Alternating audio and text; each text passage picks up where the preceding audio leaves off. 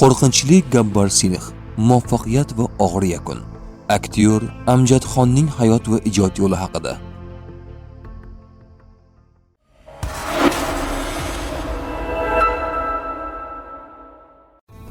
Uning ijrosidagi qahramonlar yovuzlik, razolat timsoli bo'lib qolgan.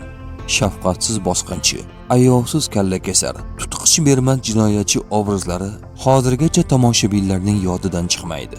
Mazkur rollar ijrochisi Amjadxon chinakam iste'dodli, betakror iqtidori tufayli ana shunday o'lmas rollar qoldirdi. Amjadxon 1940-yilning 12-oktyabrda Haydarobodda iste'dodli aktyor Jayanta oilasida tug'ilgan. Uning akalari Imtiyoz va Inoyatxonlar ham kino maydonida o'zlarini sinab ko'rishdi. Biroq ularga Amjad kabi mashhur bo'lish nasib etmadi. Bo'lajak aktyor Bandradagi Avliyo Tereza o'rta maktabida o'qidi. Tahsildan so'ng Rishi Dayaram milliy kollejida saboq ola boshladi. Jamoatchilik ishlarida faol ishtirok etganligi sababli esa u talabalar jamiyatining bosh kotibi etib saylandi.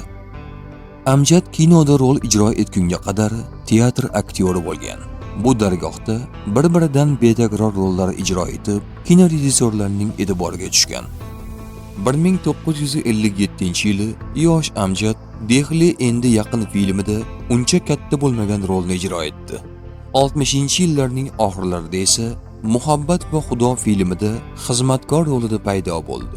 U bora-bora kino arboblar, prodyuserlarning ham e'tiborini qozondi. 1975-yil aktyor Qasos va qonun filmidagi qaroqchi Gabbar Sinih roliga taklif qilindi. U rolga tayyorlanish uchun haqiqiy bosqinchilar hayotiga doir turli manbalar bilan tanishdi. Tegishli ma'lumotlarni o'qib chiqdi. Bu filmning mislsiz muvaffaqiyati tufayli unga ko'plab takliflar yog'ildi va Amjadxon keyingi 19 yil mobaynida haddan ziyod mehnat qildi. U asosan Amitabh Bachchan, Dharmendra kabi aktyorlar yaratgan qahramonlarining dushman rolini o'ynadi. Jumladan Qasam va Va'dalar, Taqdir hokimi, Samrat va boshqa filmlarda esda qolarli rollar yaratdi.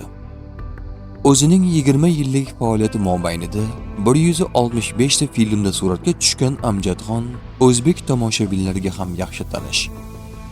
1976-yili Amjadxon Sheyli Xonga uylandi. Ularning oilasida 3 nafar farzand dunyoga keldi. Bir qiz va 2 o'g'il. 1986-yili Amjadxon Bombay-Goa yo'lida kuchli avtomobil halokatiga uchradi. Aktyorni davolash uchun ishlatiladigan dori-darmonlar jiddiy muammolar keltirib chiqardi. Sababi Amjadxon haddan ziyod semirib ketgan edi. Aktyor vazni bilan bog'liq muammo uning umri oxirigacha davom etdi. Ulkan jussasiga qaramay, filmlarda rol ijro etishni kanda qilmasdi, chunki kino uning hayoti edi. Amjadxon 1992-yilning 27-iyul kuni yurak yetishmovchiligi tufayli 51 yoshida hayotdan ko'z yumdi. Dafn marosimi aktyorning Pali Hildagi uyidan Sharqiy Bandradagi musulmon qabristonigacha bo'lib o'tdi. Marosimda Hind kino olamining barcha yulduzlari ishtirok etishdi. Amjadxon hayotligida yakunlagan ayrim filmlar o'limidan so'ng 1996-yilgacha ekranlarga chiqib turdi.